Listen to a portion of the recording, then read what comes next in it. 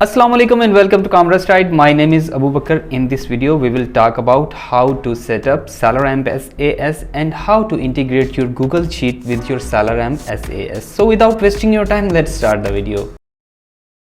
अस्सलाम वालेकुम, my name is Abu बकर। इस वीडियो में हम SalarAmp को किस तरीके से सेटअप करेंगे और आप अपनी गूगल शीट को SalarAmp के साथ किस तरीके से इंटीग्रेट कर सकते हैं। So for this you have to follow me on the screen. Let's go to screen.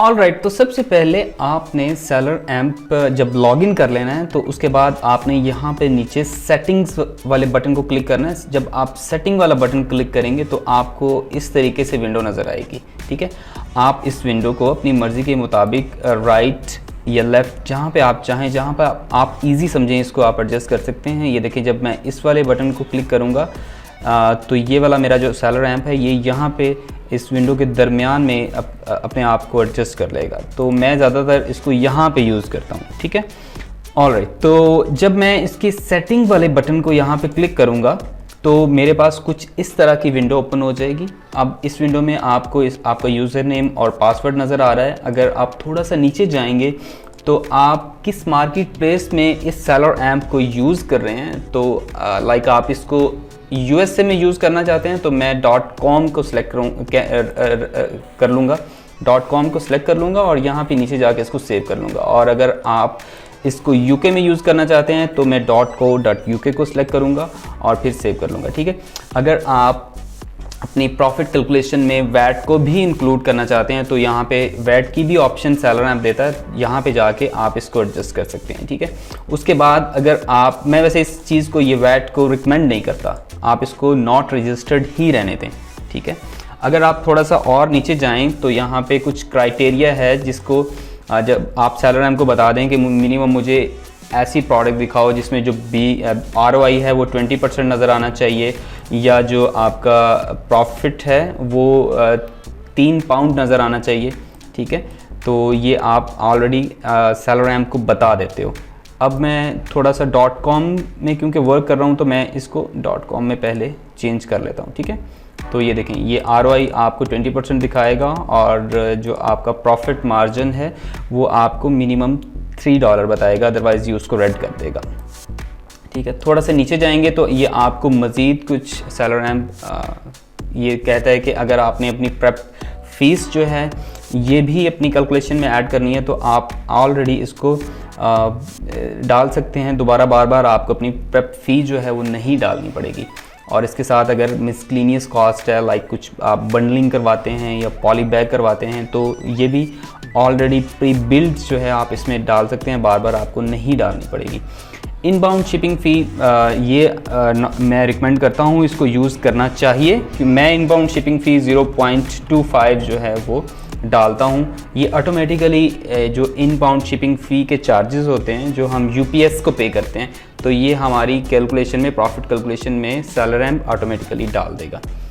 Alright, तो अगर उससे आप थोड़ा सा ये देखें तो ये एक बटन है पीक, जब जिन दिनों में पीक सीज़न होता है, लाइक Q4 में, जब जिन दिनों में Amazon अपनी फीसेस जो है वो बढ़ा देता है, तो आप जब Q4 में हों तो आप इसको टर्न ऑन कर दें, अदरवाइज़ इसको टर्न ऑफ रहने दें। ठीक है, और इसके साथ यहाँ पे नीचे जाएं तो ये ज़्यादा मुश्किल नहीं है, समझने वाली इजी सी कैलकुलेशन है, आप इनको समझ लें। ऑलराइट, थोड़ा सा और नीचे जाएंगे तो यहाँ पे ये जो इम्पोर्टेंट चीज़ें हैं ये समझने वाली हैं। ये क्विक बटन जो है ये इसको आप टर्न ऑन भी कर सकते हैं, टर्न ऑफ भी कर सकते हैं अपनी मर्ज़ी के मुताबिक। जब मैं इसको टर्न ऑफ करूँगा तो ये वाला जो आपको विंडो है, ये जो अभी आप देख रहे हैं, ये फिर आपको नज़र नहीं आएगी। तो ये आप इसको टर्न ऑन रहने दें। और इसी तरीके से अगर आप कैलकुलेटर जो है वो अपने SalarAmp में देखना चाहते हैं तो इसको टर्न ऑन रहने दें, अदरवाइज़ इसको ऑफ़ कर दें।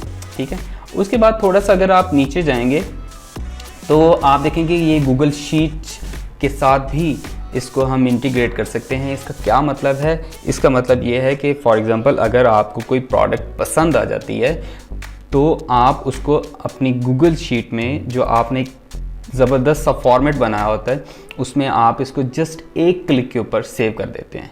ठीक है, तो अब हम ये सीखेंगे कि भी इस सेलर रैम्प को हम अपनी गूगल शीट के साथ किस तरीके से इंटीग्रेट करेंगे। तो फर्स्ट ऑफ ऑल आपने यहाँ पे कॉन्फ़िगर वाले बटन पे क्लिक करेंगे। तो जब आप कॉन्फ़िगर वाले बटन पे क्लिक करेंगे तो सेलर रैम्प आपको अपने जहाँ पे आपने गूगल शीट रखी हुई है वहाँ का यूज़र नेम और पासवर्ड पूछेगा। तो इस तरीके से ये गूगल शीट जो है वो आपकी जो गूगल अकाउंट है ये आपका सेलर रैम्प के साथ इंटीग्रेट हो जाएगा। ऑलरेडी ये मैंने ऑलरेडी ये मेरा अपना है ये, और ये मेरे कुछ क्लाइंट्स हैं, इनके साथ मैं ऑलरेडी काम कर रहा हूँ। तो ये मैंने आपको समझाने के लिए एक गूगल शीट क्रिएट की थी। फॉर एग्जांपल मैं इसको रिमूव कर देता हूँ और इसको दोबारा से क्रिएट करके आपको सिखाता हूँ, ठीक है। तो जब आपने अपना गूगल अकाउंट अपने सेलर रैम्प के साथ इंटीग्रेट कर लेना है फिर आपको ये स्क्रीन नज़र आएगी, अदरवाइज़ नहीं आएगी, ठीक है। यहाँ पे ये नीचे शो भी कर रहा है कि ये जो सेलर रैम्प है ये आपके गूगल अकाउंट के साथ क्रिएटेड है, ठीक है। उसके बाद आपने यहाँ पे क्या करना है, आपने यहाँ पे न्यू शीट पे क्लिक करना है। न्यू शीट पे जब आप क्लिक करेंगे तो आपको कुछ इस तरह की विंडो शो हो जाएगी, ठीक है। ये देखें, फर्स्ट ऑफ ऑल आपने अपनी गूगल शीट का नाम रख लेना है। लाइक इसका मैं नाम रख लेता हूँ सेलर रैम्प टेस्ट, ओके।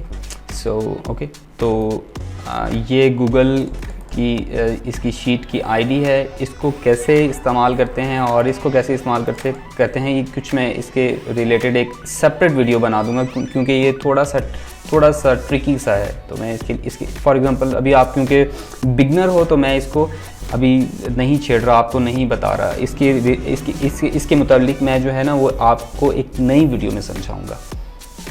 थोड़ा सा आप नीचे जाएंगे तो ये देखें कि अब सेलर रैम्प आपसे ये पूछ रहा है कि आपने कौन कौन सी फील्ड्स जो हैं वो गूगल शीट में एक्सपोर्ट करनी है। तो मैं जो शीट अपने लिए यूज़ करता हूँ वही मैं आपको दिखा रहा हूँ। मैं गूगल शीट में क्या एक्सपोर्ट करता हूँ, मैं डेट एक्सपोर्ट करता हूँ और प्रॉफिट, उसके बाद एक्सपोर्ट करता हूँ ROI, एसन और अमेज़ोन का URL, सेलर रैंक जो अभी चल रहा है वो, और 90 डेज़ का सेलर रैंक मैं अपनी गूगल शीट में एक्सपोर्ट करता हूँ। और जो कॉस्ट प्राइस है प्रोडक्ट की वो एक्सपोर्ट करता हूँ, सेल प्राइस वो एक्सपोर्ट करता हूँ, और इस तरीके से ये सारी चीज़ें मैं इसको एक्सपोर्ट कर देता हूँ। आप ये मूव वाले बटन से अपनी मर्ज़ी के मुताबिक इनको एडजस्ट भी कर सकते हैं। मैं जो यूज़ करता हूँ वो मैं आपको दिखा रहा हूँ। अब मैं क्या करूँगा, अब मैं यहाँ पे टेस्ट एंड राइट हेडर वाले बटन पे क्लिक करूँगा। तो ये मेरे लिए इन हेडर्स को, ये जो हेडर्स ए से लेके एल तक हैं, ये सारे हेडर्स को यूज़ करते हुए मेरे लिए सेलर रैम्प एक गूगल शीट बना देगा। ये देखें, ऑलराइट, तो इसने गूगल शीट बना ली है। अब हम गूगल अकाउंट में जाते हैं और वहाँ पे जाकर देखते हैं कि गूगल शीट बनी है या नहीं बनी। ऑलराइट, तो आप देख सकते हैं कि सेलर रैम्प ने जैसे हमने सेलर रैम्प को बताया था वही उसने गूगल शीट जो है वो बना दी है। उसका नाम जो है वही सेलर रैम्प टेस्ट रख दिया है। और जैसे जैसे हमने उसको बताया था कि हमारा फर्स्ट कॉलम डेट का होना चाहिए, ठहरिए मैं इसको चेंज कर लेता हूँ। ये देखें, इसको मैं डेट कर लेता हूँ, और ये प्रॉफिट, ROI, ब्ला ब्ला जो भी है आपके लिए सारा है सामने। तो हम सेलर रैम्प को यूज़ करते हुए इस तरह की गूगल शीट बना लेते हैं, ठीक है। ये देखें, अब हम इसको अपनी मर्ज़ी से एडजस्ट भी कर लेते हैं। ऑलराइट गाइस, ठीक है। तो अब हम इसको कैसे इस्तेमाल करेंगे, ये हमारी गूगल शीट बन गई है। तो अभी हम क्या करेंगे, अभी हम दोबारा सेलर रैम्प में जाएंगे। सेलर रैम्प में जाके एक प्रोडक्ट को टेस्ट करेंगे कि हमारी प्रोडक्ट का जो प्रॉफिट है वो ये शीट में एक्सपोर्ट भी करता है या नहीं करता। ऑलराइट गाइस, तो यहाँ पे मैं क्या करूँगा, इसको मैं यहाँ पे सेव कर लूँगा। और ये देखें, ये मेरी गूगल शीट जो है सेलर रैम्प टेस्ट जिसका नाम रखा था, ये मेरे गूगल अकाउंट से इंटीग्रेट हो चुकी हुई है, ठीक है। अब मैं जस्ट क्या करूँगा, अब मैं इसको पेज को रिफ़्रेश करूँगा। तो ये देखें, मैंने पेज को रिफ़्रेश किया है। अभी सेलर रैम्प दोबारा रीलोड हो रहा है। ये देखें, रीलोड हो चुका हुआ है। अभी मैं क्या करूँगा, फॉर एग्ज़ाम्पल ये जो एफ्रिन प्रोडक्ट है इसकी जो कॉस्ट है वो $25 है, फॉर एग्ज़ाम्पल आपको समझाने के लिए, ठीक है। तो $25 जब मैं यहाँ पे कॉस्ट डालूँगा तो ये सेल प्राइस ऑटोमेटिकली पिक कर लेगा और मुझे बता देगा कि इसकी इतनी सेल्स है, इतना इसका BSR है। ये सारा कुछ क्विक इन्फॉर्मेशन में आता है। इस क्विक इन्फॉर्मेशन को आप सेटिंग्स में जाके ऑफ भी कर सकते हैं और ऑन भी कर सकते हैं। आपको यहाँ पे ROI बता रहा है, आपको यहाँ पे प्रॉफिट मार्जिन बता रहा है और यहाँ पे आपको कीपा का ग्राफ भी बता रहा है। अगर आपको ये प्रोडक्ट पसंद आती है तो आप क्या करते हैं, आप सिंपल यहाँ पे नीचे जाके इसका सोर्स लिखते हैं। फॉर एग्जांपल इसका सोर्स है जी walmart.com और इसका मैं सोर्स सेव कर लेता हूँ, जिस सोर्स से ये मुझे प्रोडक्ट मिल रही है। और थोड़ा सा ऊपर आएंगे, अब इस प्रोडक्ट को मैं एक बटन पे इस प्रोडक्ट का जो सारी डाटा है जो हमने अपनी गूगल शीट के साथ ऑलरेडी इंटीग्रेट किया हुआ है, ये एक्सपोर्ट कर देगा। ये देखें, अब ये इसको एक्सपोर्ट कर देगा।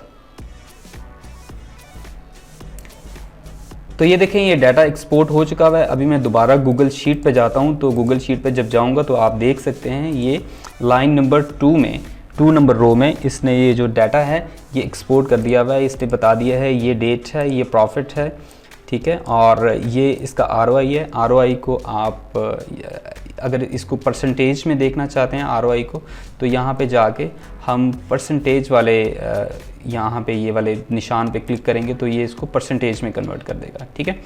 आपको SN बता रहा है, आपको अमेज़ोन का लिंक बता रहा है और इसका जो करंट BSR है वो बता रहा है, 90 डेज़ का BSR बता रहा है, कॉस्ट प्राइस बता रहा है, सेल प्राइस बता रहा है, एस्टिमेटेड सेल्स बता रहा है, नंबर ऑफ FBA सेलर्स वो भी बता रहा है और सोर्स भी बता रहा है। तो कितनी ज़बरदस्त तरीके से सेलर ऐप ने आपकी जो हंटिंग है उसको मैनेज कर दिया हुआ है। और कल को आप यहाँ पे आएंगे, आप जस्ट इसको क्लिक करेंगे अपने सोर्स को और इसका ऑर्डर आप कर दें, इसको ऑर्डर करें और अमेज़ोन पे जाके बेचना शुरू कर दें।